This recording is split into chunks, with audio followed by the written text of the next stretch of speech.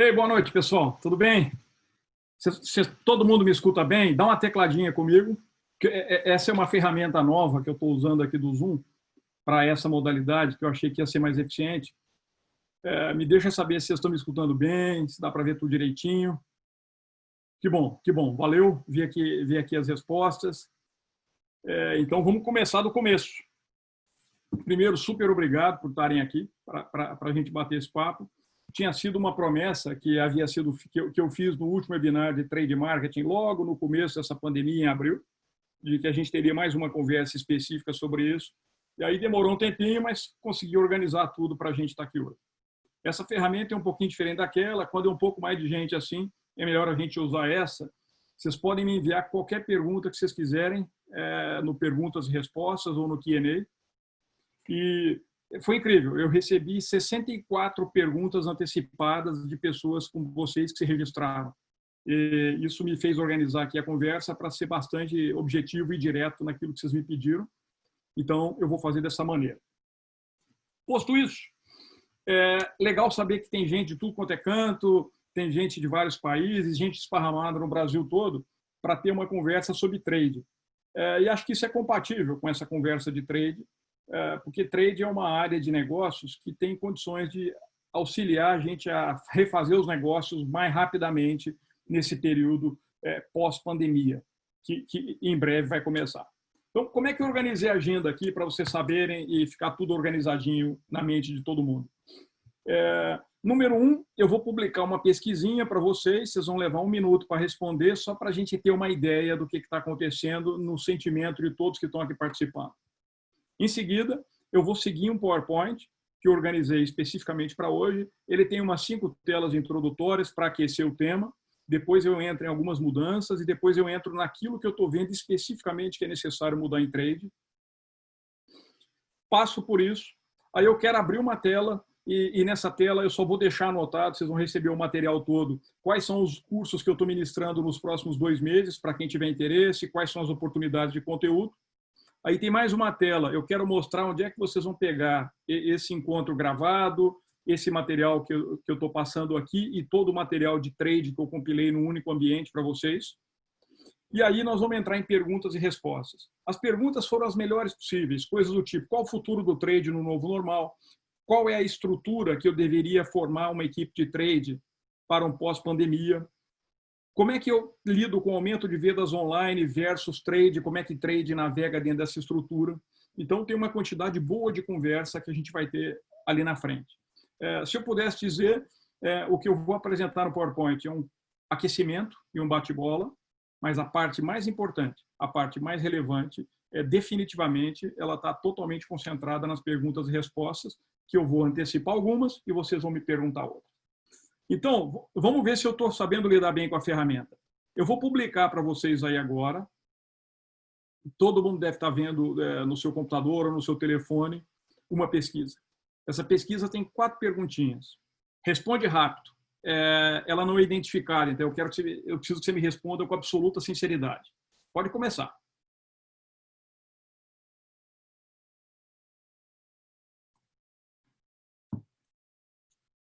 São perguntas que eu começo de maneira ampla, perguntando como é que está seu grau de otimismo quanto ao futuro.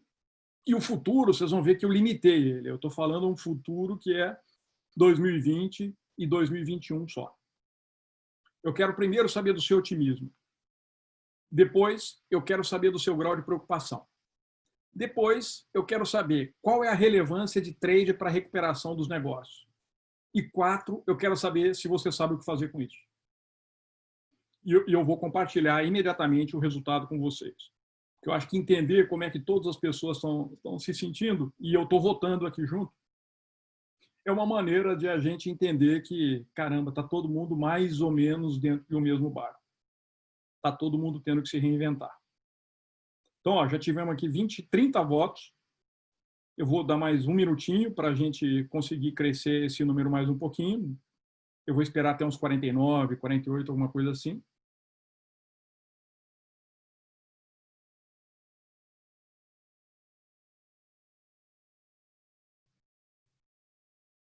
E aí vocês vão ver como é que eu vou conectar exatamente essa conversa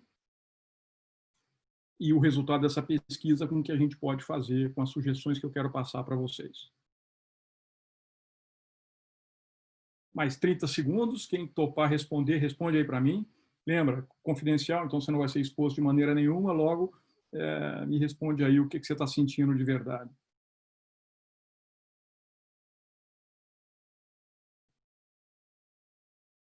Enquanto isso, vou contando aqui, enquanto estou mais 30 segundos, quero contar. Esse negócio de que a gente está tendo que se reinventar e de que a gente está tendo que enfrentar uma luta nova de cada vez, eu vou dizer que nesse exato minuto eu estou no meu ápice.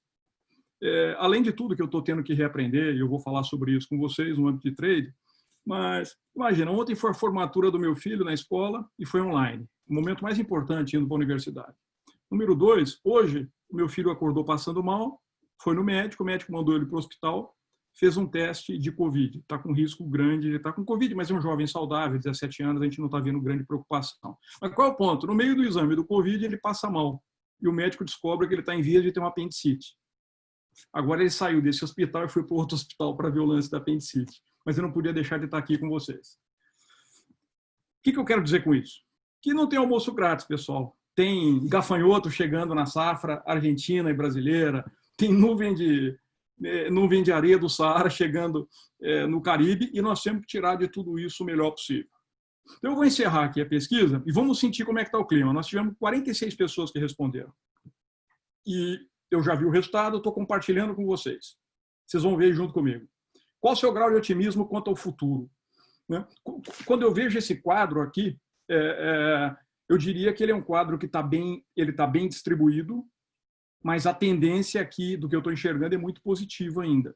Quer dizer, apesar de todas essas dificuldades, e apesar do que a gente está vivendo, de dúvidas, o grau de otimismo do grupo é bom. Eu diria que esse resultado bate com o que eu estou sentindo pessoalmente.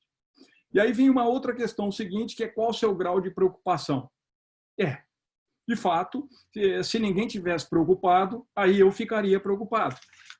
Mas eu tenho uma tese de que quem não está preocupado perde oportunidades de melhorar.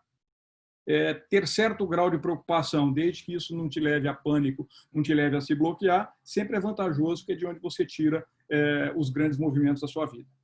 A terceira, qual a relevância de trade? Legal, vocês deram a resposta que eu imaginava que vocês iam responder, ele é bastante alta. Algumas pessoas acham crucial, outras alta e poucas médias, ou seja, tem um senso de relevância em trade bastante importante. Agora, é interessante isso. De fato, a maioria das pessoas e das empresas com quem eu tenho conversado sobre trade percebe a relevância, mas não está conseguindo colocar as coisas dentro de um frame, dentro de um trilho, dentro de um caminho que tem que ser seguido. Então, é dentro desse cenário que eu quero dar um pouquinho de luz. Ninguém tem como afirmar nada com certeza, por isso eu estou falando um pouquinho de luz, um pouquinho de visão sobre como o trade pode ajudar a capturar esses resultados. Então, muito bom. Estou voltando aqui para o meu PowerPoint. E vamos lá. Esse quadro, quem me conhece sabe que eu uso sempre. O ontem está morto, hoje já está obsoleto e a gente tem que correr contra isso. Eu nunca pessoalmente corri tanto contra essa jornada. E surgem cisnes negros. Cisne negro é uma teoria que diz que uma grande crise vai acontecer e você não tem como prever. E uma combinação de crises vai acontecer e é mais difícil ainda de prever. Então, não adianta nesse minuto a gente ficar se perguntando como é que a gente chegou nisso. Aí eu me refiro à Covid, eu me refiro à questão econômica, eu me refiro à questão política, eu me refiro a todas as questões que estão nos preocupando. Essa é uma discussão que não vale a pena nesse exato minuto. O que vale a pena é como é que eu consigo sair desse movimento, como é que eu consigo crescer com isso. O que é ruim é você sair de uma grande crise sem ter aprendido com ela. Então, esse é um pouco da minha tese aqui com vocês. Agora, tem uma provocação, e essa provocação ela vai ter tudo a ver com trade na sequência. No Brasil, não foi um cisne negro perfeito, porque, de certa maneira, o Brasil ficou sabendo do Covid 100 dias antes. Então, nós tivemos tempo para planejar. Por outro lado, é da nossa estrutura de país, nossa estrutura de sociedade, nossa forma de pensar, não se planejar tanto quanto se deveria. E isso nos leva sempre a agir reativamente. Ou seja, a gente acaba esperando o cenário se tornar mais agudo para então reagir. O que isso tem a ver com trade? Quando vocês olham aquela pesquisa que vocês acabaram de responder para mim, o que está dito ali é o seguinte: eu sei que eu tenho uma crise, eu sei que eu tenho uma oportunidade, mas eu ainda não sei o que fazer. Então, eu quero provocar a gente a começar a movimentar isso para que a gente surfe esse cisne negro e para que seja diferente do que aconteceu com o Covid. Para quem me conhece também, sabe que eu tenho uma teoria que é assim, crise vem e vai embora, sempre existiu, sempre existirá, é difícil prevê-las, mas elas sempre terminam, não tem o que fazer, por mais interminável que pareça, termina. E quando ela termina, eu sempre tenho vencedores, eu tenho seguidores, eu tenho perdedores. Essa é a hora que você profissionalmente tem que escolher de que lado que você quer estar. Vencedor é aquele que vai tomar a rédea do assunto, é aquele que vai buscar, que vai tentar, que vai errar, que vai acertar, mas que vai se movimentar e vai crescer com isso. Tipicamente, quem perde numa crise é quem espera clareza. Porque quem espera clareza num ambiente incerto só vai encontrar a clareza que quer quando as coisas já não forem mais uma oportunidade. O Edgar acabou de escrever para mim que ele não está escutando o áudio. Alguém pode me teclar se está dando para me ouvir bem? Se vocês me teclarem que está ok, significa que o problema pode estar no áudio do Edgar. Edgar, está contigo a bola, viu? O pessoal aqui respondeu que está dando para ouvir. Desculpa que eu não consigo te ajudar agora. Mas ainda na linha dessas certezas, no meu entendimento, se você quer ser vencedor, duas condições são importantes. A primeira condição é extrema velocidade. Então, falando de trade, a oportunidade é agora, ela não é daqui 3 meses. Não adianta você esperar a próxima pesquisa de shopper. Não adianta você esperar o próximo relatório de consumidor.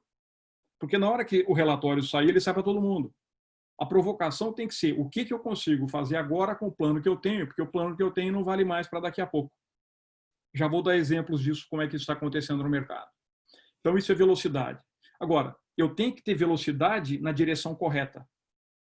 E para eu ter velocidade na direção correta, eu tenho que exercer minha capacidade, número 1, de percepção, ler o mercado criticamente e chegar às minhas primeiras conclusões, aprendendo com isso, para que eu possa, então, número 2, reagir. E a partir da hora que eu reajo e monto um plano, eu parto para a transformação. Eu faço alguma coisa com isso. Então, é mais ou menos assim. Eu vejo um cenário de risco à frente, mas, ao mesmo tempo, eu vejo uma oportunidade. Opa, as pessoas estão mudando com essa crise. Isso significa que o shopper muda e que o consumidor muda. Eu tento investigar isso um pouquinho mais. De que maneira parece que está mudando? Se é verdade que isso está acontecendo, será que os canais também não mudam? Se isso é verdade, não vale a pena eu revisitar o plano que eu tinha estabelecido para trade marketing, para os canais, para determinado shopper, e como é que eu suportava o consumidor, e eu revejo tudo isso? Isso é percepção, reação e, então, transformação, que é a implementação. Quero dar um exemplo para vocês muito legal. E esse exemplo eu posso contar de onde é. Ontem à noite, eu tive uma reunião com um jovem, mas brilhante profissional chamado Cláudio Vicentini. Ele é o diretor de trade marketing da Nestlé. E a gente estava discutindo como é que uma grande organização daquele tamanho consegue reagir rápido em trade. E a resposta dele foi espetacular. Eles paralisaram tudo no começo da crise, revisaram todos os planos. Eles entenderam que o comportamento do shopper para cada uma daquelas categorias não seria o mesmo projetado anterior. E aí, olha que interessante, ele tinha 180 lançamentos. Quando eu me refiro ao lançamento, eu estou falando de extensão de linha e algumas introduções de novos produtos, mas, de qualquer maneira, é um lançamento. 180 lançamentos para esse trimestre agora. Eles separaram esses 180 lançamentos, lançaram desse grupo apenas 60 e revisaram completamente o posicionamento dos demais SKUs e lançaram uma grande campanha no mercado com a verba que eles iriam gastar com os lançamentos daqueles outros 120 remanescentes. Campanha essa que quem está aí no Brasil deve estar acompanhando, que é Nestlé por você, bem-estar por você. Que nada mais é do que mostrar que a Nestlé reagiu muito rápido à mudança do consumidor e do shopper, cria uma campanha, e essa campanha tem um foco em vendas usando uma coisa mais antiga do que andar para frente, que é cross-selling ou pack cruzado.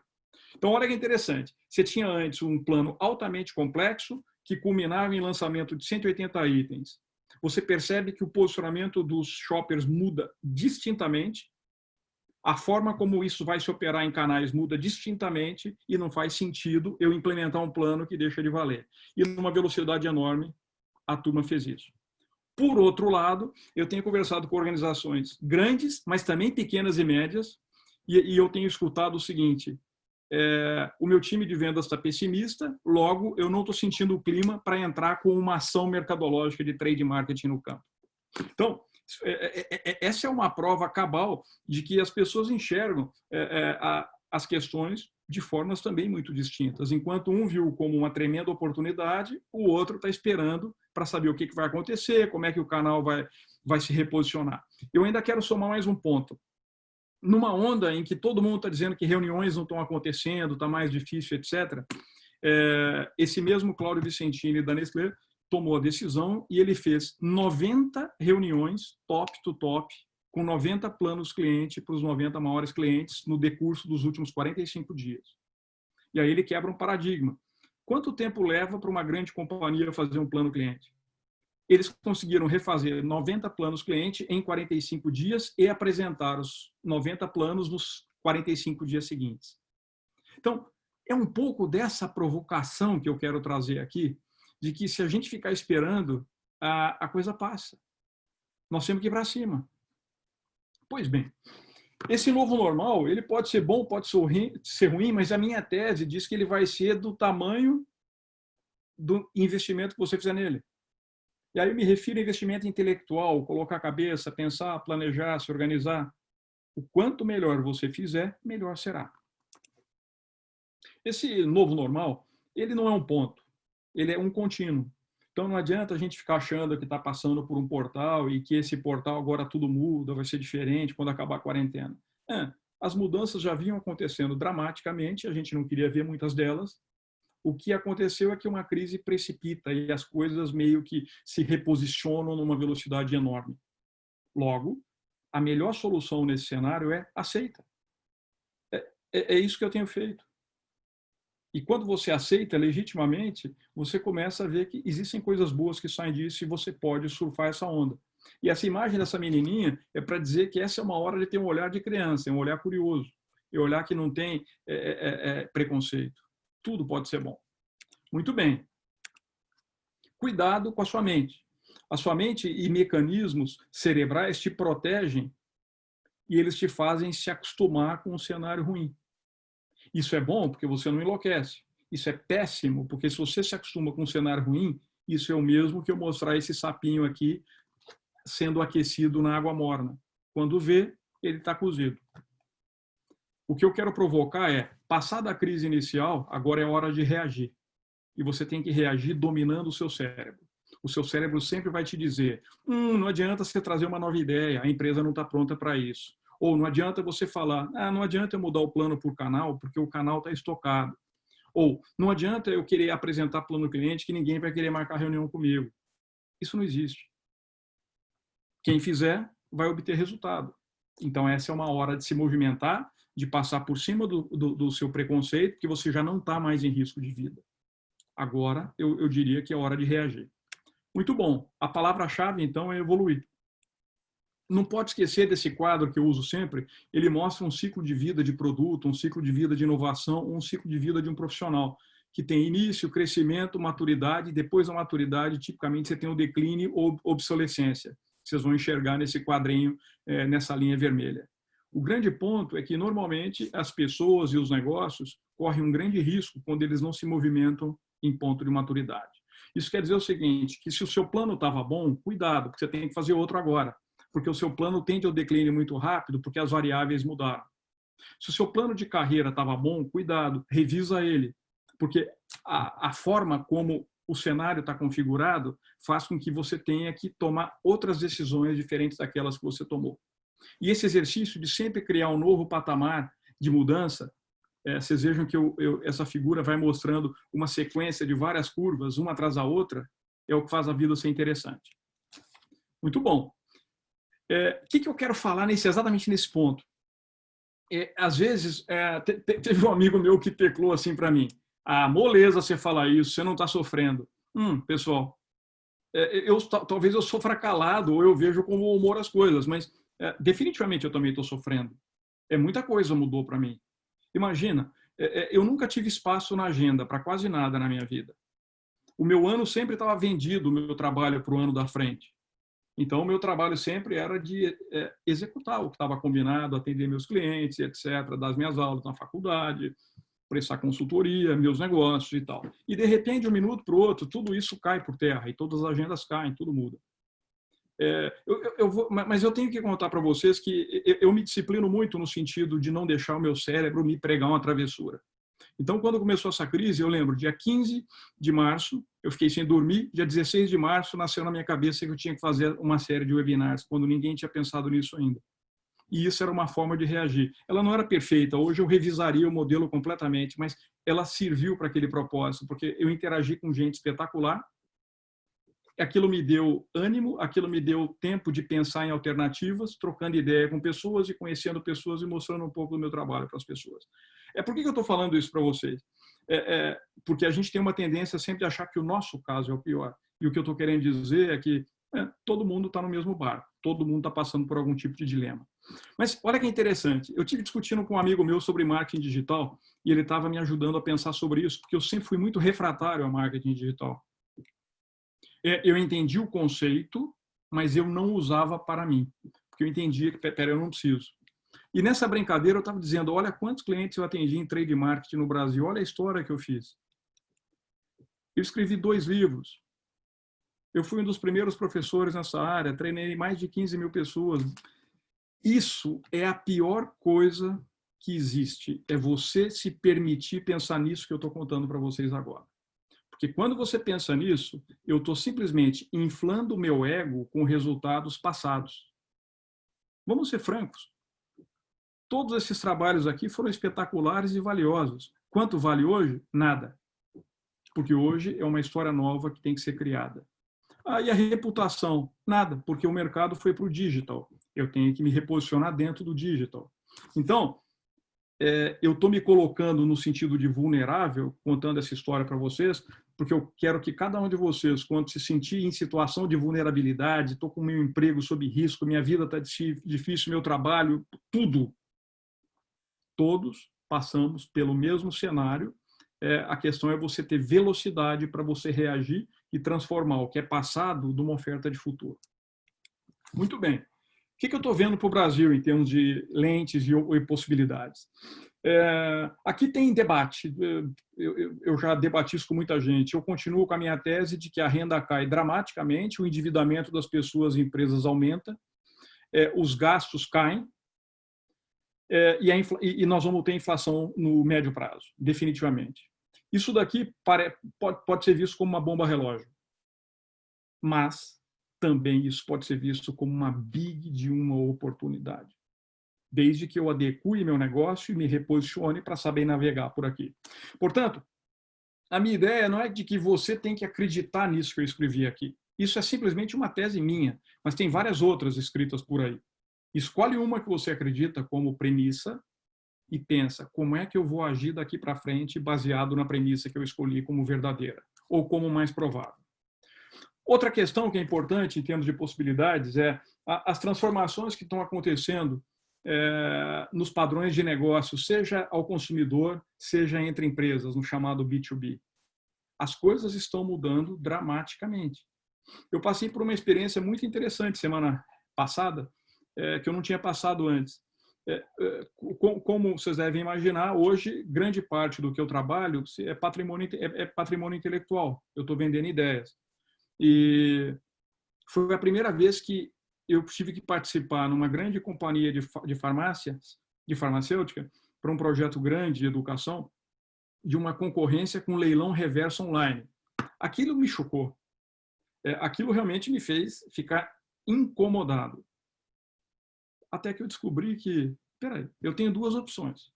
Ou eu vou virar para essa empresa e vou dizer para ela que, olha, eu estou vendendo patrimônio intelectual, isso você não tem como colocar métricas, isso não é justo você colocar no leilão. E, enfim, ela ia falar, ok, se você não quer, tem outro que quer. Ou eu supero minha soberba, supero meus paradigmas e entendo que o jogo está aí para ser jogado. E sabe, eu entrei de frente nesse negócio. E tipicamente o meu time conduziria isso e eu resolvi eu mesmo participar do leilão reverso. Vou contar que no final eu estava me divertindo, foi uma super experiência e mesmo dentro, na hora que eu entendi a regra do jogo, nós conseguimos ganhar esse contrato. Então, o jogo está aí para ser jogado. Agora, está todo mundo vendo esse quadro da Deloitte. Esse quadro procura dizer quando é que os setores vão se retomar, vão se reposicionar. Mas, eu vou ser franco, se eu esperar a data que o setor vai retomar, eu não vou capturar valor, porque vai voltar para mim e para todo mundo. Então, eu coloquei esse quadro para fazer uma provocação para vocês. O jogo aqui é antecipar a retomada. Que ideia você tem, que ideia você pode promover para que você consiga, com grande vantagem sobre os demais competidores, ser mais veloz do que ele. Nesse minuto, o jogo da velocidade ele é super importante. Eu nunca trabalhei tanto intelectualmente como eu venho trabalhando nos últimos 90 dias. Eu nunca criei tanta coisa nova, lancei tanta coisa nova como eu fiz nos últimos 90 dias. E eu fiz isso porque eu não gosto de dormir? Não. Eu fiz isso porque eu quero lançar antes do que todo o mercado quando retomar. Eu quero estar preparado para isso. Eu quero sair na frente. E é isso que eu recomendo que vocês façam dentro da área de trade. Agora, eu vou começar a particularizar um pouco sobre trade marketing. Eu diria que toda crise requer um plano contingencial. A gente já passou dessa fase. Depois você precisa de um plano que eu chamo de plano de performance ano 2021. Como é que eu vendo e sobrevivo com a minha empresa nos anos 2020 e 2021? E eu chamo isso de reposicionamento contingencial. Eu mudo o meu plano, mas eu não mudo o meu modelo de negócios dramaticamente, porque não dá tempo. É aqui que se enquadra um bom plano de trade marketing que deveria estar sendo feito agora. Uma empresa falou assim para mim, Adriano, no meu ciclo de planejamento, o plano de trade começa a ser feito em setembro. Falei, se você começar a fazer seu plano para 2021 em setembro, você não vai fazer o número de 2020 e você vai chegar atrasado para a negociação de 2021. Eu diria que a hora de você fazer isso é exatamente nesse minuto. E só então, depois que esse plano, fase 2, estiver pronto e rodando, é que nós vamos pensar num plano estratégico para reposicionamento estrutural. Posto isso, eu acho que eu tenho 2 slides de teoria, que eu preciso sempre lembrar algumas coisas, são slides que eu repito massivamente, e aí eu vou ver algumas oportunidades e caminhos em trade. Primeiro, trade sempre foi e tem que ser um agente de mudanças. Porque trade está exatamente no meio. Você tem marketing, você tem vendas e você precisa alguém aqui no meio que olha a visão de categoria, canal e shopper. E para fazer isso eu tenho que quebrar alguns paradigmas, senão eu vou continuar vendendo sempre do mesmo jeito ou vou continuar fazendo marketing da mesma maneira. Entretanto, além de ser um agente de mudanças que influencia essas 2 áreas e influencia o mercado, trade precisa sempre ter uma cultura de busca incessante, pessoal, por desenvolvimento com rentabilidade dos negócios. Não existe trade marketing vendendo com margem negativa. Isso não existe. Trade marketing preconiza receita e margem. Trade marketing tem por princípio fazer valer mais uma operação comercial do que uma operação comercial dominada só por vendas que tem como única alavanca preço.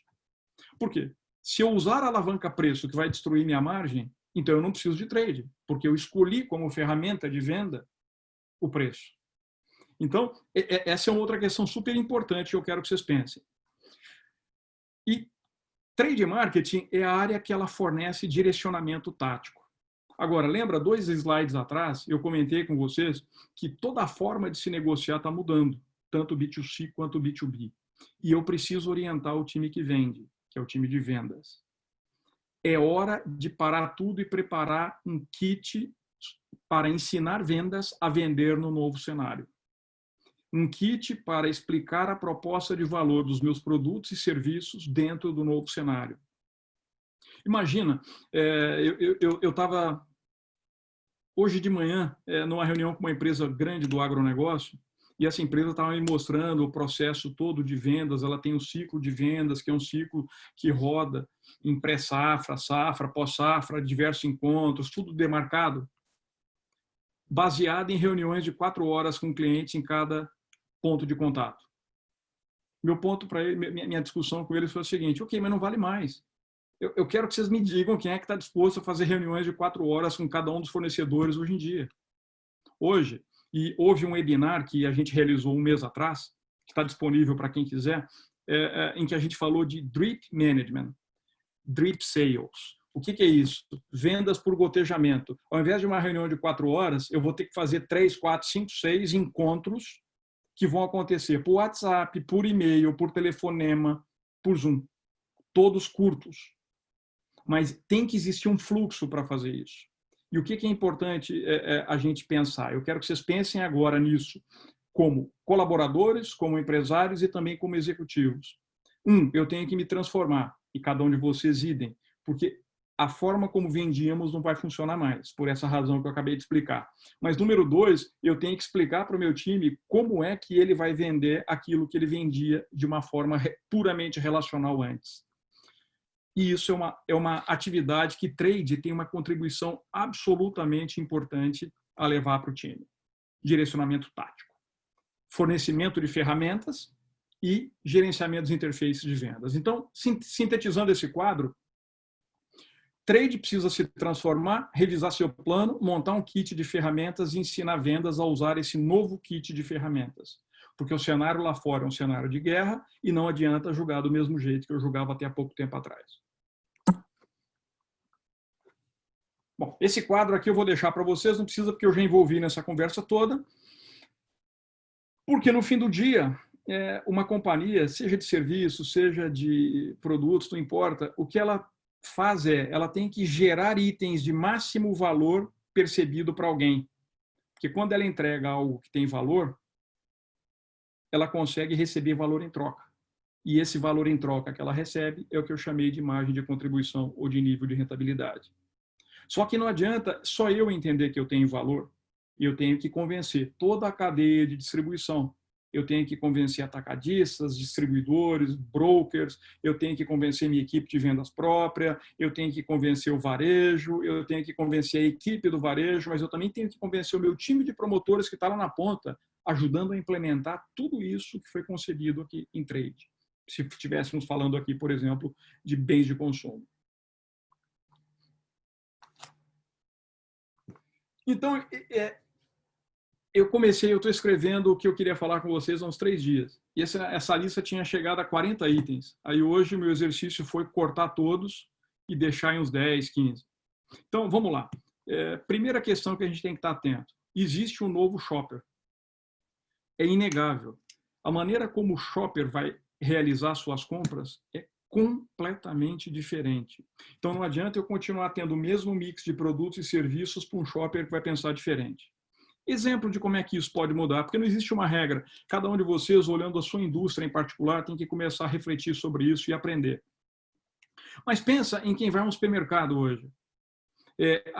As vendas não mensais, as vendas de produtos não de abastecimento do mês, elas estavam migrando para vendas em pontos de consumo premium, em supermercados de bairro, em que você fazia compras de tickets menores, com maior frequência, comprando itens um pouco mais premium. O que vai acontecer agora? Ninguém mais quer ficar indo toda semana, a cada 2 dias, a cada 3 dias no supermercado. As pessoas querem, definitivamente, se fazer compras para um grupo de pessoas já não era algo prazeroso, agora definitivamente virou algo, em tese, perigoso. As pessoas querem simplificar a vida e isso muda até a maneira como eu oferto meu produto no PDV, qual é o mix que eu oferto no PDV. Então, uma companhia, imagina, que vende itens mais populares, ela está tendo que voltar atrás em embalagens e voltar para aquelas embalagens que eram embalagens familiares que existiam no passado e que nos últimos 5 anos foram sendo decapitadas do mix vendido nos supermercados. Por outro lado, existem companhias que estão vendendo itens premium. Itens premium que estavam escalando, eles não escalarão mais na mesma velocidade. Mas sempre haverá uma oportunidade. Porque uma outra mudança aí do consumidor e junto ao consumidor do shopper também, é de que as pessoas estão passando mais tempo em casa. Quando eu passo mais tempo em casa e eu tenho renda disponível, nada como um ato de indulgência. O que é um ato de indulgência? Eu comprar uma coisa especial para uma refeição especial, para um momento especial com a família. A grande questão aqui é aonde eu compro. Então, se estabelecer um novo plano de mix de produto por canal, também ele vai ser fundamental. Não adianta mais eu estar com esses itens naquele hipermercado, que vai ser uma compra rápida, talvez online, de itens básicos. Eu vou ter que pensar onde é que é a minha última milha, onde é que eu vou buscar esse produto mais perto de casa, como é que eu capilarizo isso nas pessoas. Junto com o novo shopper, surge um novo consumidor. É a mesma coisa. Dependendo da categoria que você olha, você vai ter efeitos diversos. Mas, de uma maneira geral, as pessoas estão sentindo mais medo em tudo que elas fazem. Medo pela insegurança financeira, medo pela insegurança na saúde, medo pela insegurança de maneira ampla e restrita, que acaba virando um mindset de medo, o que não é bom, mas as pessoas estão muito mais cautelosas com o que elas vão fazer. E eu preciso saber lidar com isso. E quem está cauteloso fica mais sensível. E quem está mais sensível compra brigas. É aí que vocês começam a enxergar esse fenômeno que está acontecendo dessas depredações globais em função dessas iniciativas que estão antirracismo, que são absolutamente legítimas. Mas dentro delas acaba acontecendo um segundo fenômeno, que são pessoas cansadas, estressadas, trancadas, desafiadas, com medo, e isso está levando a uma exacerbação. É absolutamente compreensível. A gente tem que saber lidar com isso. Isso leva a outra questão. Existe uma questão de marketing que a gente vai ter que tomar um cuidado muito grande. Que tipo de polêmica eu quero comprar? Eu estava vendo ontem, eu recomendo que vocês deem uma navegada aí no Google depois e conheçam como é que foi o pronunciamento do Itaú, se eu não me engano foi ontem, antes de ontem, se posicionando contra as empresas de investimento. Empresa de investimento, lembrando que o Itaú é sócio majoritário da maior empresa, da maior casa de investimentos brasileira, que é a XP. Ele criou uma campanha agressivamente dizendo que existe conflito de interesse quando o cliente vai até essa casa de investimentos, porque lá ele é comissionado e ele vai indicar e vai referendar a venda somente dos itens que ele tem maior remuneração. Agora, quando o Itaú fez esse mecanismo, ele comprou uma briga, primeiro com os profissionais que estão lá, que são muitos, existem muitas pessoas no Brasil hoje que foram fazer essa atividade de representante comercial, financeiro, assessor de investimentos e etc. Mas isso também gera uma briga com a sociedade, porque a sociedade está estressada com os bancos e ela está olhando para o banco, para os grandes bancos, como adversários, como pessoas que lesam a sociedade. Isso tem um potencial desastroso. Então, eu dei esse exemplo, mas eu poderia citar vários outros para mostrar que nós precisamos cada vez mais entrar na cabeça do shopper, entrar na cabeça do consumidor, porque as coisas estão mudando muito velozmente. E aí eu tenho um novo cliente, eu tenho um novo canal, eu tenho um novo varejo, eu tenho uma nova atitude do vendedor que está lá, eu tenho uma nova atitude da minha equipe de merchandising, e eu preciso saber lidar com esse time de uma maneira diferente. Porque essas pessoas são, no fim do dia, as pessoas que representam a minha companhia na sua expansão de mercado, na sua distribuição e no contato com o shopper, com o consumidor e com o cliente. Tempo é um fator de absoluta prioridade nesse minuto para todo mundo, porque as pessoas ganharam mais tempo, perceberam que o tempo é uma coisa valiosa e elas nunca mais vão querer abrir mão do tempo. E isso leva a mudanças de comportamento que são muito, muito importantes. Do tipo, até onde eu me locomovo para fazer uma compra? Ou o que eu compro online e o que eu compro presencial? E esse item, então, se conecta com o próximo que eu estou chamando de full digital. Definitivamente, as companhias elas não podem mais entender que ser digital é ter um marketplace ou ter um checkout no seu website. Isso é pouco, isso é irrelevante. Ela tem que se transformar numa operação que está toda em digital. Isso traz uma implicação muito grande para trade marketing, porque é curioso, mas faz muito pouco tempo que trade começou a se perceber de que existe um trade que faz esse mesmo papel que a gente está conversando para esse ambiente de canal digital.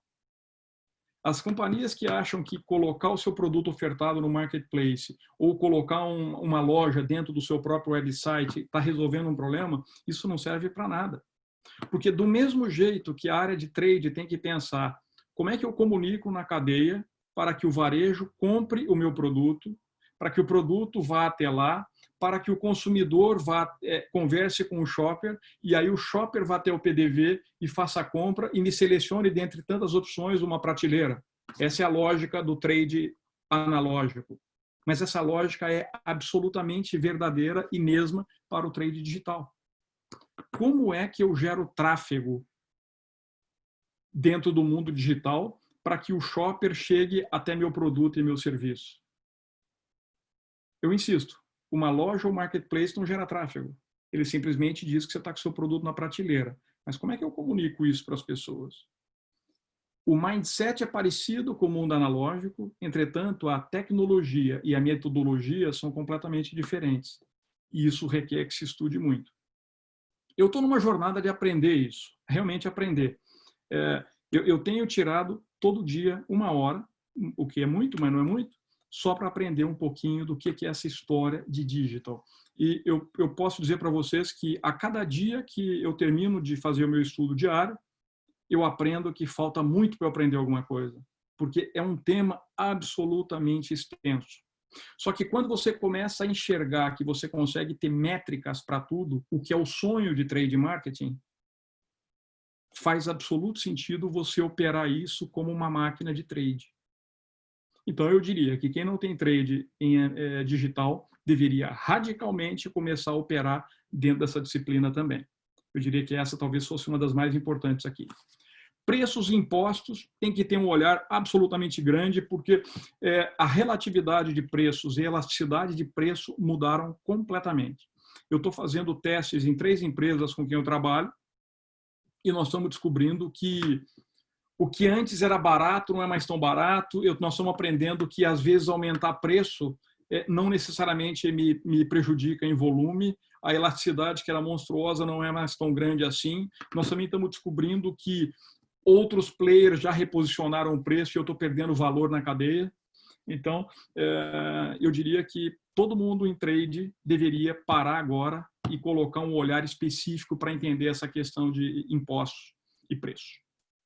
Estrutura de trade, essa foi uma pergunta recorrente que vocês me enviaram com antecedência, por isso eu me organizei para falar um pouquinho dela aqui.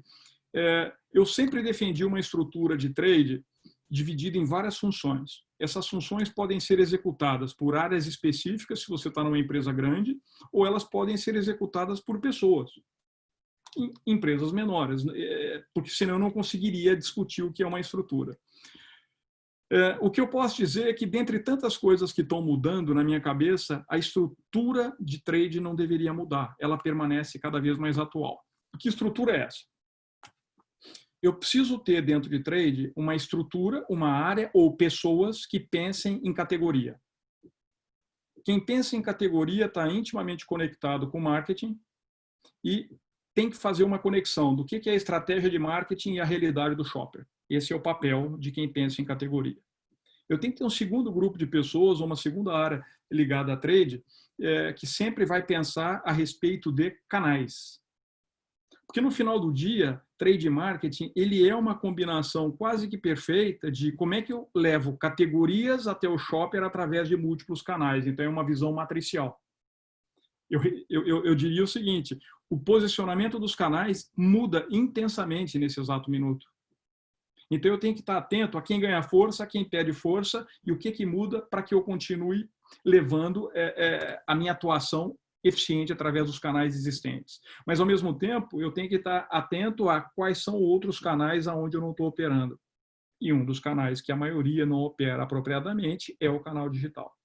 Então, vamos lá. Eu falei que eu tenho que ter uma área ou pessoas que olham categoria, um segundo grupo que ele olha canal.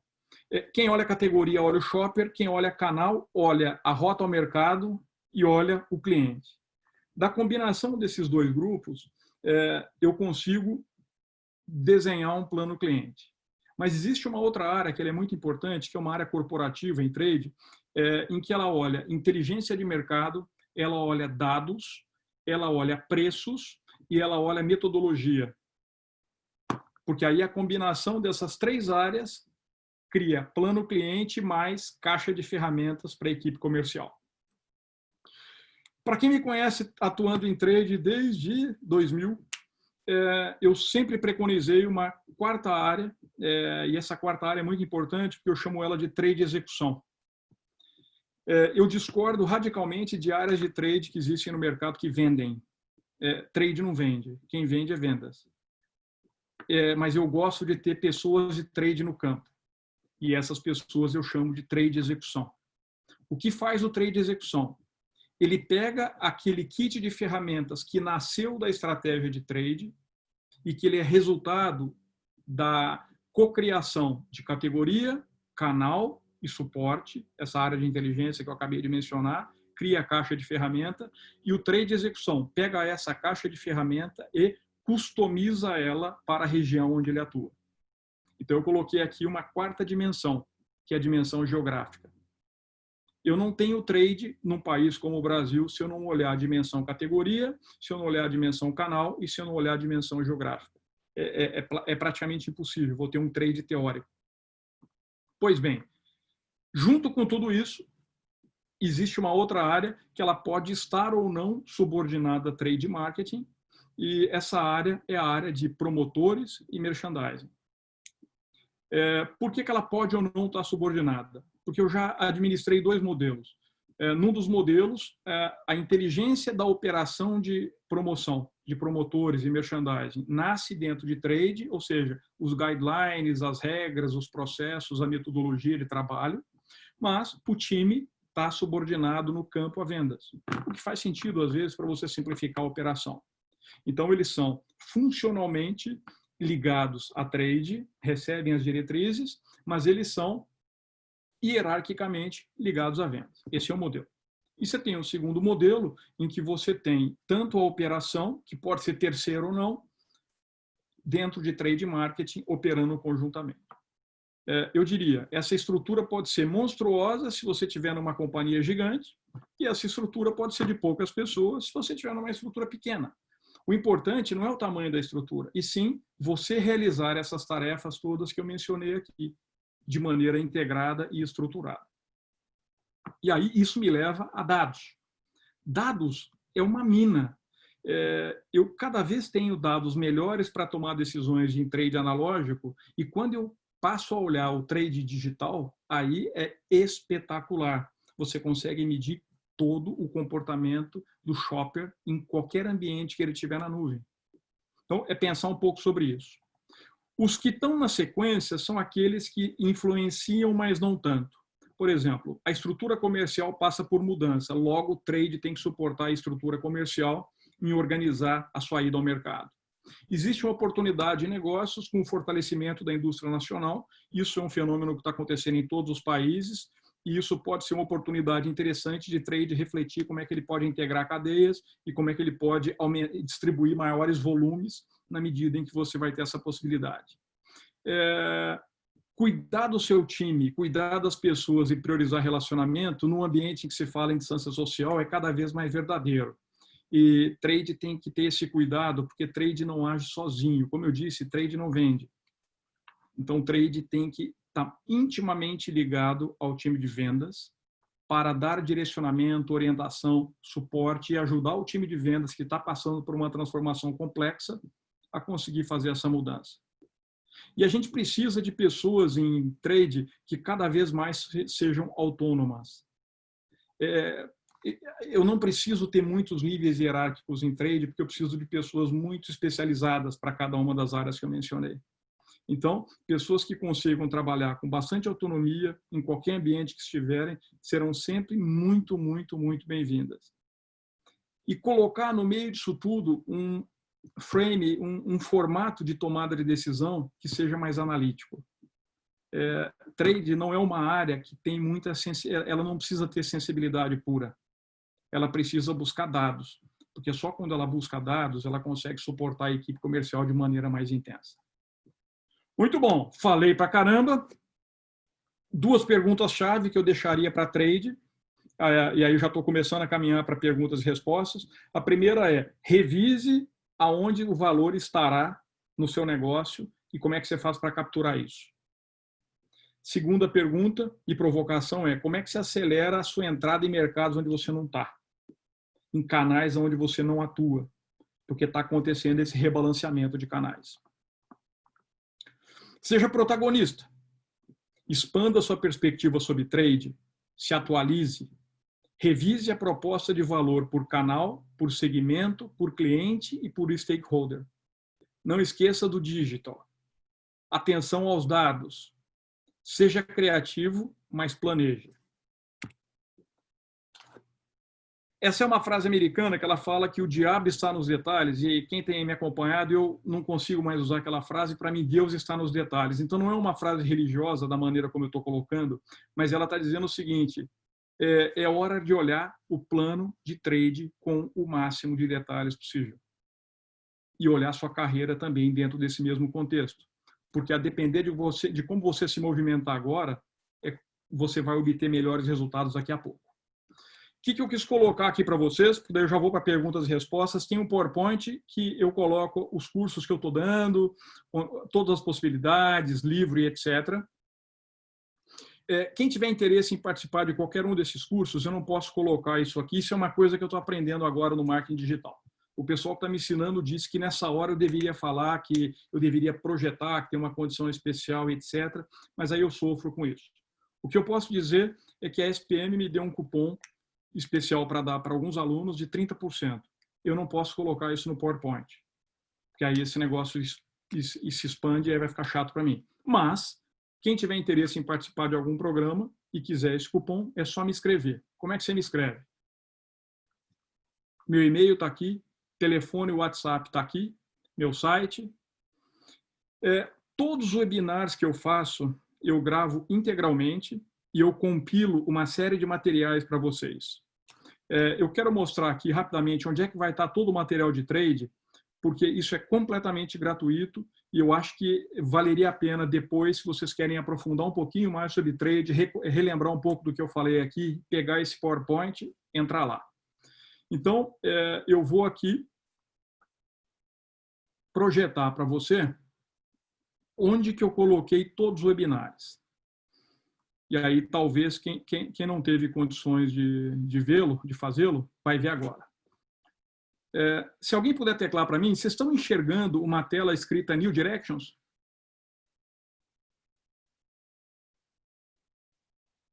Sim, beleza. Vocês vão entrar no link que eu coloquei ali, vocês vão se cadastrar. Como que eu organizei isso aqui? Todos os webinars com os temas específicos estão aqui dentro. Eu vou entrar no de trade. O de trade é o número 19. Naquele webinar, eu fiz uma apresentação de trade. Eu adicionei àquela apresentação 2 entrevistas que eu dei o ano passado sobre trade marketing, que eu acho que seria legal compartilhar com vocês. Eu estou colocando aqui dentro uma entrevista atual. Eu estou colocando aqui dentro também, hoje ainda, um artigo que eu publiquei na SPM fazem 2 meses, sobre o futuro do trade marketing. E aqui dentro eu vou colocar, adicionalmente, esse PowerPoint e essa gravação. Mas só para mostrar como exemplo, se você quiser ver como foi Key Account, tem vídeo, PowerPoint, entrevista, material grátis, assessment, mulheres protagonistas, tem sobre breakthrough, tem sobre liderança com a Fátima, que está aqui hoje, para qualquer tema. Tem um sobre marketing que ficou muito bom com o Marcelo Bicudo, e isso daqui está inteiramente à disposição de vocês. Como é que você faz para você chegar lá? Simplesmente, você vai clicar aqui nesse New Direction Series e você vai chegar lá e você tem acesso a todo o material. Eu tenho um WhatsApp que ele não é um monólogo, eu não fico escrevendo para todo mundo ouvir. Todo mundo escreve dentro de determinadas regras e ele tem sido um excelente gerador de ideias inteligentes. Quem quiser o WhatsApp, esse é o link. Quem quiser Telegram, esse é o link. E dentro desse meu sentido de me modernizar um pouquinho, eu tenho um canal no YouTube onde eu estou colocando os vídeos que eu tenho promovido e etc.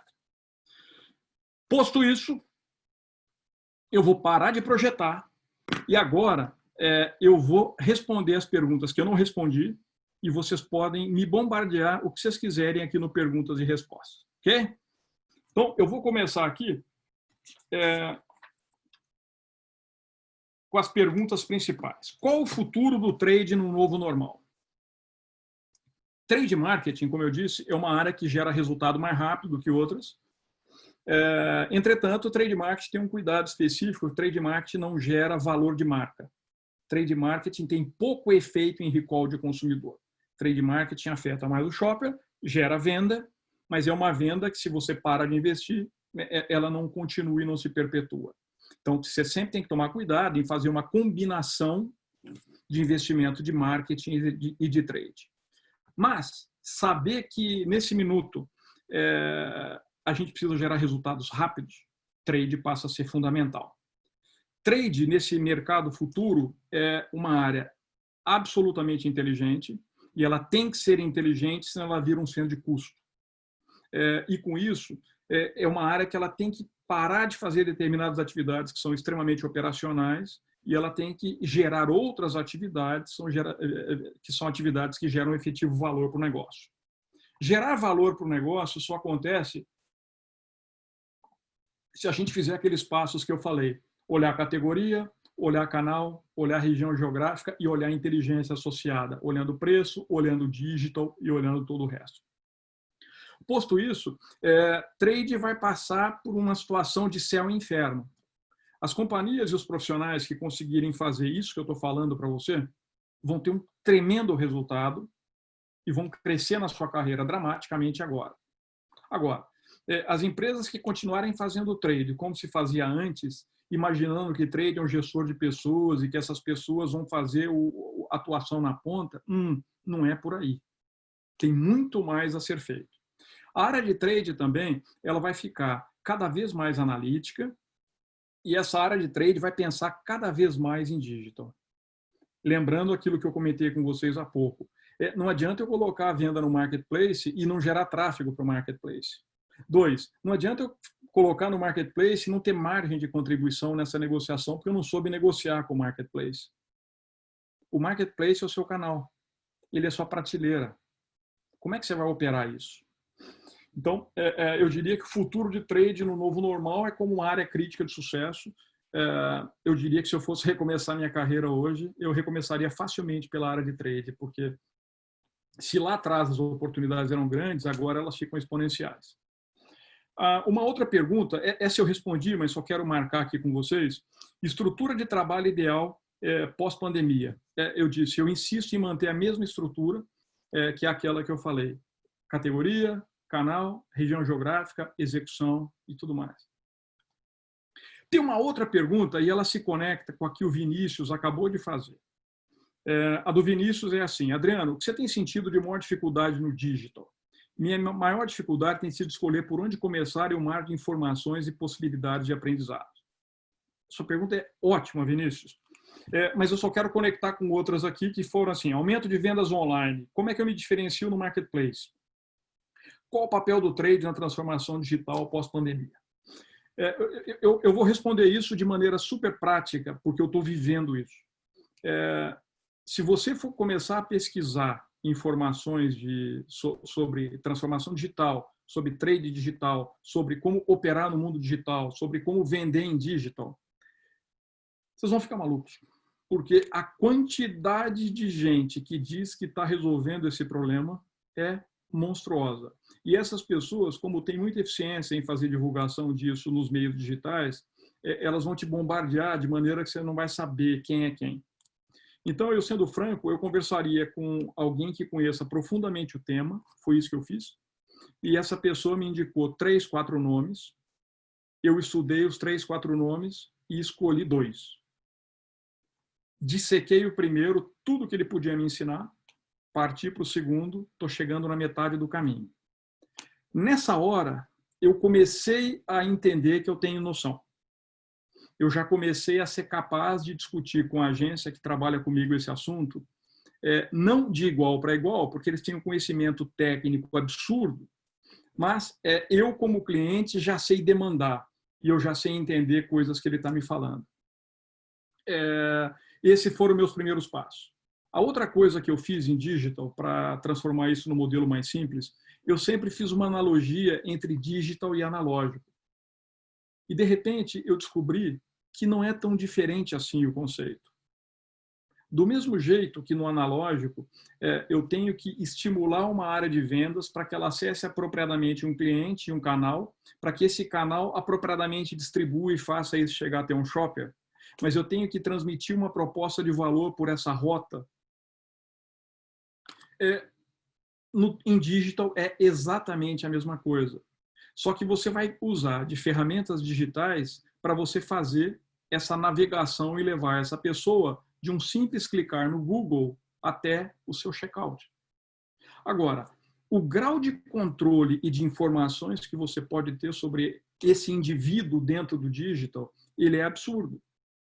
Então, talvez muitos de vocês vão rir do que eu vou falar, mas eu, como sempre venho para esses encontros assim de peito aberto, não tenho vergonha de falar. Eu não sabia até pouco tempo atrás o que era um pixel. E depois que eu descobri que você consegue colocar um pixel no site, nos locais onde você tem tráfego, e através desse pixel você consegue entender o comportamento das pessoas que te seguem no digital, e com isso você consegue melhorar a eficiência da sua oferta, não bombardeando e fazendo aquele remarketing grotesco, e sim no sentido de conduzir essa pessoa para uma tomada de decisão favorável, estando bem informada. Depois que eu descobri isso, minha vida mudou. Então, isso é muito inteligente. Então, vamos lá. Escolhe um nome, 2 nomes, vai a fundo, aprende com isso, tenta fazer um paralelo. Não queira usar nomenclatura complexa, faz um paralelo entre vida real e digital. E busque uma agência que conheça de digital. Mas não só de marketing digital, porque isso é pouco. Ela tem que conhecer de marketing, mas ela tem que conhecer de venda no mundo digital. Eu vou dizer também o que eu não faria, definitivamente. Vocês, quando entrarem nesse caminho, vocês vão ser levados a consumir conteúdo de pessoas que se preconizam como os maiores movimentadores e vendedores dentro do mundo online. E é gente que tem muita experiência, sim.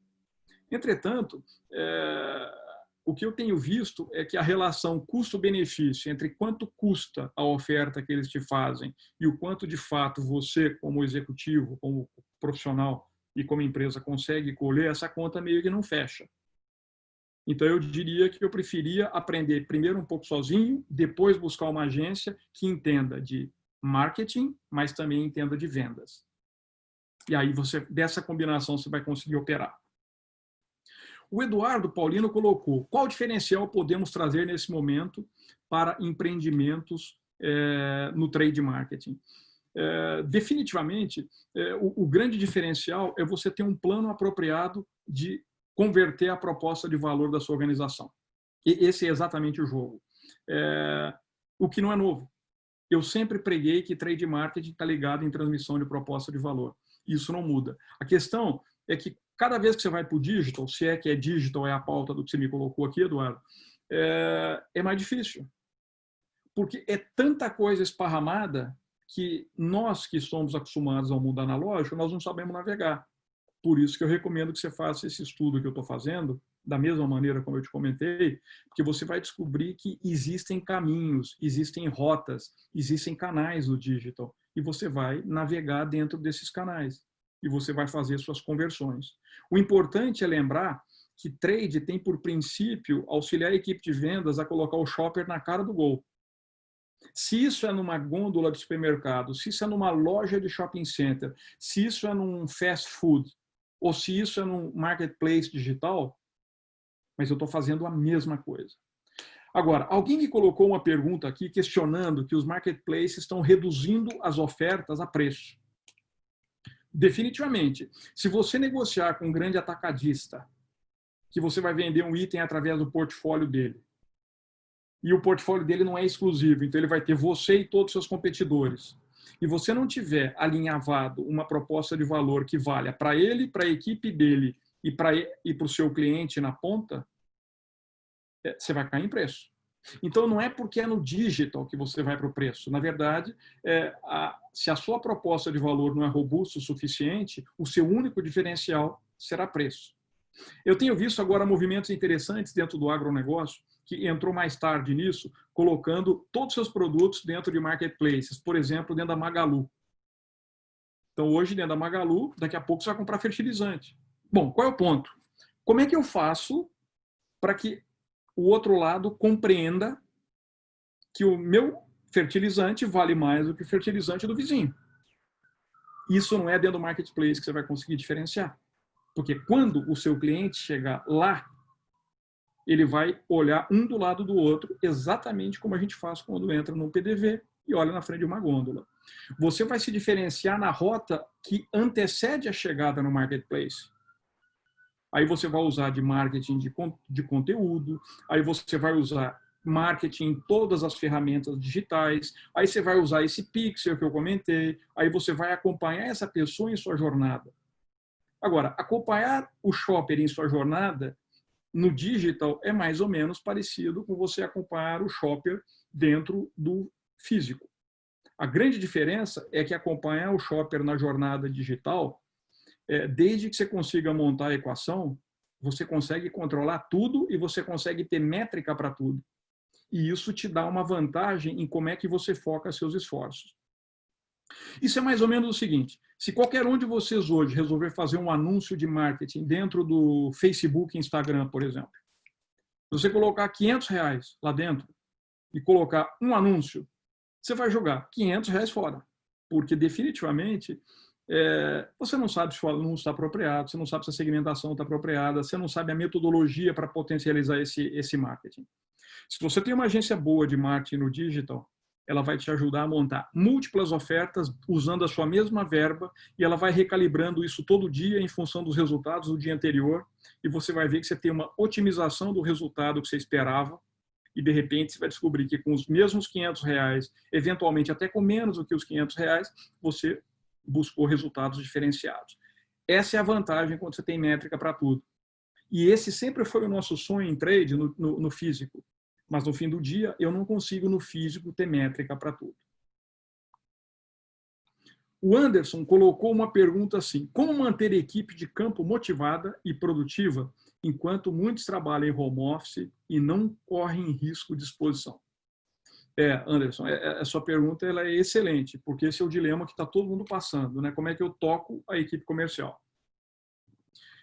Uma equipe comercial, ela tipicamente podem ter exceções, tá? Mas na maioria das empresas com que eu tenho conversado, ela está completamente amedrontada e está completamente desesperançosa, porque é óbvio, ela só está vendo a dificuldade dos contatos, a dificuldade dos relacionamentos, a dificuldade das vendas, dada a imprevisibilidade. Tem até um fenômeno interessante que um cliente nosso tomou a decisão de não fazer um grupo de lançamentos de produto, porque o time de vendas disse que ele não conseguiria implementar isso porque o cenário no campo está crítico. Isso me faz até fazer uma provocação para vocês. Não é hora de se perguntar para vendas como é que as coisas estão acontecendo na ponta, porque vendas, tipicamente, não está tão otimista agora quanto deveria ser. Então, esse é o começo da resposta. A segunda coisa primeiro, ensina seu time de vendas como é que ele vai trabalhar. Um time de vendas, ele é um time majoritariamente de tratores, de pessoas que são executoras, agressivas, que têm esse brilhantismo de pegar uma questão e ir lá e dissecar o problema. Mas não são pessoas que conseguem ficar olhando de maneira ampla e retrabalhando novas formas de trabalho, processo e etc. Eu acho que suportar esse pessoal, Anderson, primeiro, como é que você vai trabalhar daqui para frente? Como é que você faz uma reunião por videoconferência eficiente? Como é que você vai apresentar a nossa proposta de valor dentro desse formato de drip selling? Como é que você vai negociar, ao invés de 4 horas, em várias reuniõezinhas de 15 minutos? E você criar situações de roleplay. Faz comigo, negocia comigo, deixa eu ver como é que você está fazendo. É uma tremenda maneira de se negociar, porque toda vez que uma pessoa percebe que a maneira como ela trabalhava antes não é mais tão eficiente, isso gera uma insegurança. Toda vez que uma pessoa de vendas está insegura, ela não performa. Então, e a maneira que você tem não é ficar fazendo comemorações vazias. Você tem que dar ferramentas para que essa pessoa consiga performar e ajudá-la a evoluir, e ela vai perceber valor e é isso que vai motivá-la.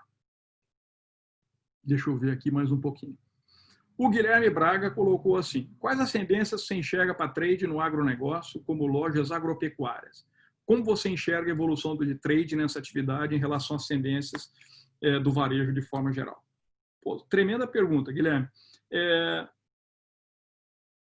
O agronegócio, ele começou a discutir o assunto trade não faz muito tempo. Vou falar para você que deve fazer 5 anos, 6 anos máximo.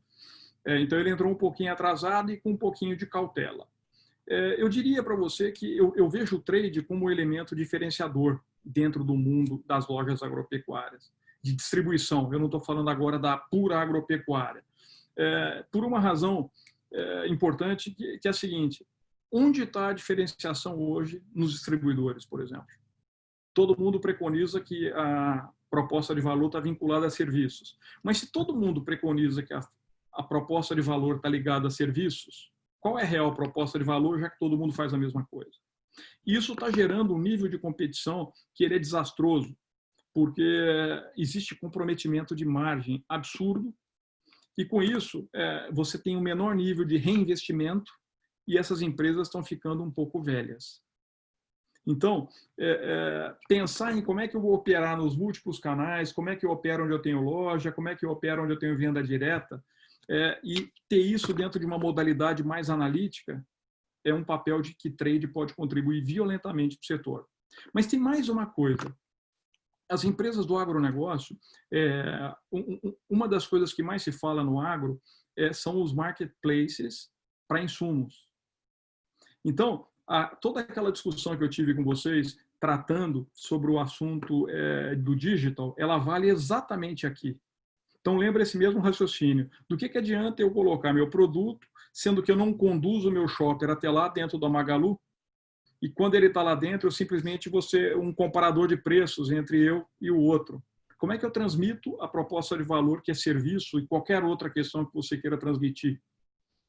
Você vai ter que construir isso, e isso requer competência própria.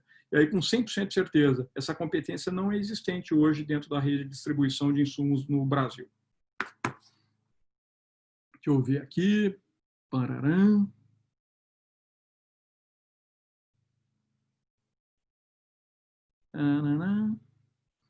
Só mais um pouquinho, pessoal, que eu estou tentando fazer ao vivo aqui.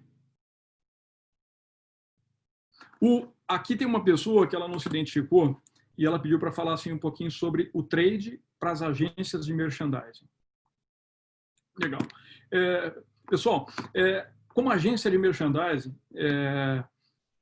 existe um histórico que aqui vale a pena a gente lembrar, né? Lá atrás, no começo de tudo isso, o merchandising era simplesmente uma terceirização de mão de obra. Tão simples quanto isso. Não existia valor agregado. As agências de trade que trabalhavam com merchandising começaram a evoluir nesse sentido e começaram a amadurecer esse tipo de negócio na medida em que elas começaram a conseguir se conectar com o trade da indústria e levar a proposta de valor através da sua equipe. Elas também conseguiram evoluir no sentido de que muitas criaram sistemas próprios e outras contrataram sistemas, como, por exemplo, o Involves, e tem Tradeforce, e tem vários outros. E, com isso, começou a existir um grau de controle muito interessante do sistema de merchandising. E um grau de gestão do time também super interessante, com uma facilidade de você transmitir qual é a tarefa a ser realizada, qual é a estratégia a ser implementada. E isso fez muito sentido, e isso fez a área amadurecer dramaticamente até agora. Por outro lado, nós estamos vivendo agora, nessa transformação, algumas possibilidades. Uma possibilidade é que o papel dessas agências continue sendo crítico e de que o papel dos promotores e agentes de merchandising continue sendo, eu vou chamar de um papel evoluído, um papel mais premium, na medida em que você é uma extensão da indústria dentro do PDV, não somente para reposição, mas para levantamento de preço, levantamento de informação, definição de ações especiais no PDV e daí por diante, aquilo que vocês todos sabem. Esse é o cenário A. Se for isso, continuar se especializando, ter sistemas cada vez mais eficientes e reduzir custo de maneira mais agressiva, pode ser muito inteligente. Existem até iniciativas, algumas que se preconizam como Uber do promotor e etc., que definitivamente, se esse cenário continua, pode ser uma grande vantagem competitiva, porque dessa maneira você consegue expandir o trabalho do promotor com uma quantidade infinita de PDVs que não tinham acesso ao serviço antes. Cenário A. Você tem um cenário B nessa história. O cenário B ele pode ser muito mais perigoso.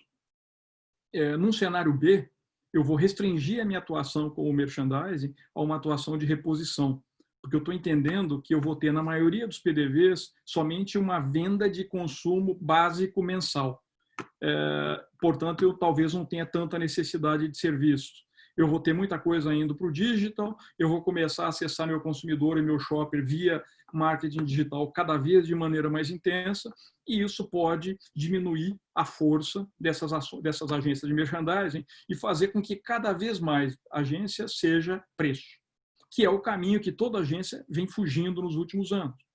Lá atrás era só preço, e de repente ela começou a vender preço com serviço, com valor diferenciado, com sistema. Se eu tenho cenário A e B, onde eu acho que vai acontecer? Não vai ser nenhum nem outro, mas ele vai ser no meio do caminho. Vai haver pressão de custo violenta. Para isso, você tem que ter alternativas inteligentes, do tipo essa história do Uber, do promotor, que ela pode ser hiper interessante, desde que aplicada dentro da sua agência. E eu agregaria inteligência, cada vez mais inteligência ao negócio. Tenta pensar nessa história de marketing digital que eu falei há pouco. Não tem muita gente provendo o serviço de trade marketing digital. Esse pode ser um outro caminho para a gente pensar. Uma pessoa me escreveu uma pergunta, eu desconheço, eu só vou mencionar, eu vou me inteirar a respeito, mas eu achei muito interessante a colocação que ele fez, de que hoje existe uma função chamada promotor virtual, que ele interage dando suporte ao e-commerce para o shopper. Bom, isso pode ser uma oportunidade, mas, francamente, é uma oportunidade de curto prazo, porque, definitivamente, um promotor virtual é substituído imediatamente por um robô ou por um chat, por inteligência artificial. Então, você consegue colocar essa inteligência desse suporte de maneira automática e digital. Então, para mim, é uma oportunidade de curto prazo, eventualmente, mas ela não vai durar muito tempo para frente. Espero que eu tenha conseguido mais ou menos responder o que você quis me perguntar. Vamos lá. Bom, eu acho que nós chegamos lá. O Vinícius fez mais uma colocação. Minha experiência toda é em trade, estou me preparando para receber todas as demandas da indústria de forma estratégica para o negócio, para que eu não seja engolido pelo meu próprio e-commerce e também área de compra. É isso aí, Vinícius. Eu acho que você pegou o ponto todo. Tem mais uma aqui, pessoal, que me mandaram antes. O que muda na gestão por canais com esse novo cenário digital? Muita gente estava direcionando... Opa, peraí, tem gente levantando a mão. Esse é um fenômeno novo para mim, usando essa ferramenta, que agora eu preciso descobrir como que eu sei que quem é a pessoa que levantou a mão. Só mais um pouquinho. Ah, legal. O Zé Carlos quer fazer um comentário. Eu vou passar a palavra para ele. Oi, Zé Carlos, pode falar.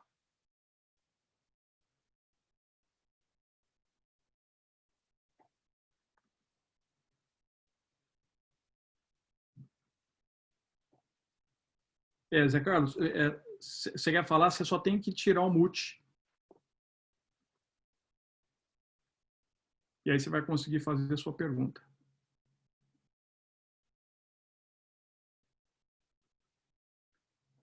Então deu. Vou voltar aqui para a minha pergunta anterior, que eu estava falando. Qual o papel dos canais, né? Imagina que você está atendendo o mercado de consumo e que você hoje opera dentro dos canais todos de varejo, incluindo hipermercado, supermercado regional, atacarejo e etc. Definitivamente, eu daria uma atenção especial ao atacarejo, no mercado brasileiro como um todo, se o tipo de produto que você vende é de alto consumo e de escala, porque as pessoas cada vez mais vão buscar fazer uma compra mensal com um custo muito mais baixo. Mas, ao mesmo tempo, eu estaria atento à forma como operam esses marketplaces para mercado de consumo, porque toda a indústria está entrando nesse caminho, tentando antecipar. Então, eu revisaria completamente o meu plano de canais para eu entender se eu estou fazendo investimento nos canais corretos e como é que isso está funcionando. Agora, eu quero testar essa ferramenta com vocês. O Edgar, estou passando pelo poder de falar aqui, Edgar. Faça sua pergunta para mim. Oi, boa noite, está me ouvindo? Estou ouvindo, super bem. Legal, ótimo. Eu trabalho numa indústria de construção civil. Tá bom. Eu vi que a Jussiane também fez uma pergunta e colocou no bate-papo, não sei se chegou, e aí eu reforcei para a gente falar um pouquinho mais sobre esse mercado. Pelo que eu tenho pesquisado, a gente vê muito conteúdo, né? Muito texto, sempre falando em mercado, em hipermercado, supermercado, essas coisas, mas pouca literatura na área de construção civil. Eu queria que você falasse um pouquinho mais para a gente a respeito, se isso é novo na construção civil. Eu observo, assim, dentro do meu ramo de atividade, a parte do LIT, com bastante participação. Eu sei que a Vedacity, eu ouvi se falar do Bicudo, aí não sei se é o mesmo da Vedacity, que está investindo nessa área de trade. Eu vi algumas palestras que tratou disso. Queria saber um pouquinho mais sobre esse ramo. Tá legal. Obrigado. Eu vou tentar responder a sua pergunta. Trade marketing nessa área de construção definitivamente não, é algo relativamente novo. Não tem também mais do que 5 anos. E é uma turma que está testando ainda muito para aprender como é que isso pode vir a funcionar. Se eu não me engano, a Jussiane talvez seja a pessoa que fez a pergunta. Ela trabalha no segmento imobiliário, salvo engano. Mas aqui eu quero separar um pouco o joio do trigo. Quando a gente pensa em termos de materiais de construção, você tem aqui tipicamente um modelo de distribuição relativamente clássico. Você tem atacado, você tem distribuidor, você tem varejo, você tem autosserviço, você tem as pequenas lojas de material de construção. O jogo, majoritariamente, o investimento tem sido feito em cima dessas grandes lojas de material de construção que preconizam o autosserviço, mas que no fim do dia não é onde existe a máxima recuperação, e isso, a máxima recuperação de margem, e isso também não está capilarizado no Brasil todo como se esperava. Ainda existe uma dependência no setor para as lojas menores de material de construção. É aí que surge o dificultador, porque as 2 ou 3 experiências que eu vi de perto sobre como lidar com essas lojas de material de construção, elas não foram bem sucedidas. Por N razões. Primeiro, por razão cultural. Segundo, porque toda mudança leva um tempo, e às vezes o tempo as empresas não aguentam esperar. E terceiro, porque de certa maneira, quando eu pego o número de PDVs, a relevância desses PDVs dentro da cadeia toda, o nível de rentabilidade que ele me dá e o nível de investimento necessário, eu não tenho ROI. Então, esse é um complicador. Enquanto houver no Brasil a necessidade dessa capilaridade e você não tiver tanta concentração em material de construção, a operação de trade ela fica comprometida. Agora, se você vai para um grande centro, pega São Paulo, por exemplo, etc., aí é um pouquinho diferente, você consegue fazer um jogo um pouco mais bem estruturado nesse sentido. Eu diria que o que eu tenho visto bem sucedido, eu não posso dar o nome da empresa, mas é uma empresa grande, conhecida de Santa Catarina, ela tem operado um caminho para ativar o shopper absolutamente muito bem feito dentro do digital, e ela tem conseguido fazer o acompanhamento dessa pessoa e levar essa pessoa até a ponta. Eu diria que esse é um caminho que eu investigaria de maneira apropriada. Essa história de material de construção, ela é uma história que ela não fecha tão bem a questão também, porque as grandes redes do tipo Leroy Merlin, Telenorte, esse tipo de negócio, eles não estão muito satisfeitos com a sua rentabilidade pura, só dos materiais. Tanto é verdade que hoje existe uma venda de serviços associados a seguro, serviço financeiro, cartão de crédito, etc., que é uma maneira de você subsidiar o crescimento. Eu fiquei com a impressão que Edgar, você quer fazer outra pergunta ou você só não baixou a mão? Eu baixei a mão aqui, para mim até tirei aqui para não incomodar aí, mas estou satisfeito. Então tá bom. Então é mais ou menos essa visão que eu tenho. Eu acho que tem que continuar havendo testes. Precisa definitivamente fazer bastante teste. Agora eu vou passar para a Jussiane.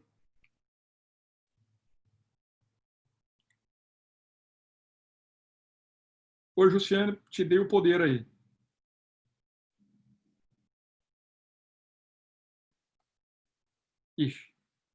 Vou voltar aqui. Então, por fim, eu quero pegar mais uma última. Alguém perguntou assim para mim, qual a principal habilidade técnica do especialista de trade precisa ter? É difícil eu falar uma só, tá?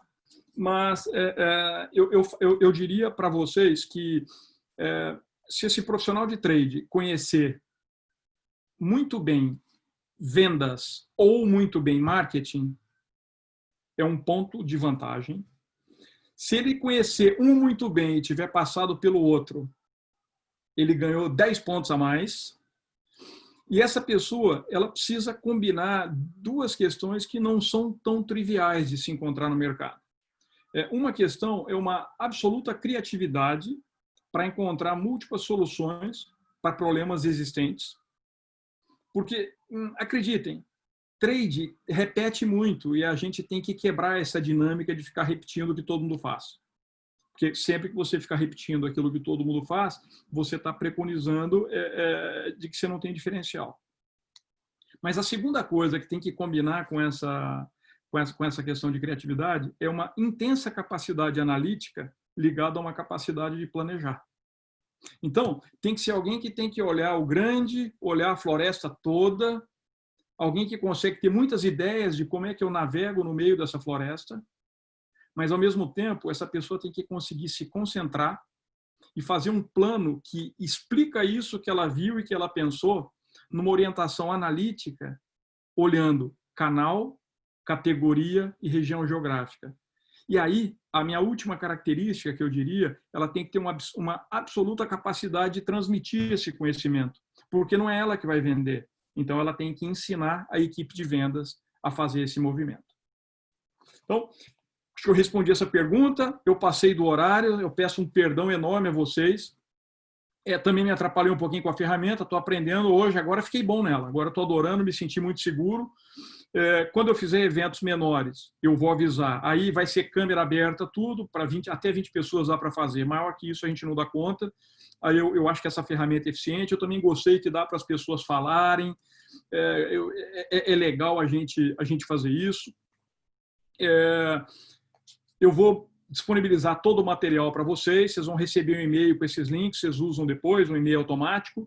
Quem quiser, recomendo visitar, pessoal, tem muito material, muito interessante lá dentro da plataforma. Aquilo é tudo gratuito. Eu só convidei gente de ponta, gente muito melhor que eu, gente espetacular para falar comigo, para vocês. Está tudo à disposição. Então, eu acho que esse é um pouco do jogo, mas eu quero estar mais próximo de trade. Então, eu vou fazer agora eventos um pouco mais recorrentes para a gente crescer nessa discussão, porque eu acho que tem muita oportunidade que a gente deveria galgar. Se, porventura, você for uma dessas pessoas que quer fazer um daqueles cursos, porventura, tecla comigo, eu te mando o cupom lá que, por favor, eu tive acesso, mas não posso divulgar. E muito obrigado. Quero deixar um abraço enorme para vocês, a lembrança de que a crise passa e que o principal é o que a gente faz dessa crise para a nossa vida. Você sempre pode fazer melhor para você. A gente pode aprender todo dia. Então, eu quero deixar essa mensagem positiva. Um abraço enorme e até a próxima. Muito obrigado por ficarem comigo aqui hoje. Tchau!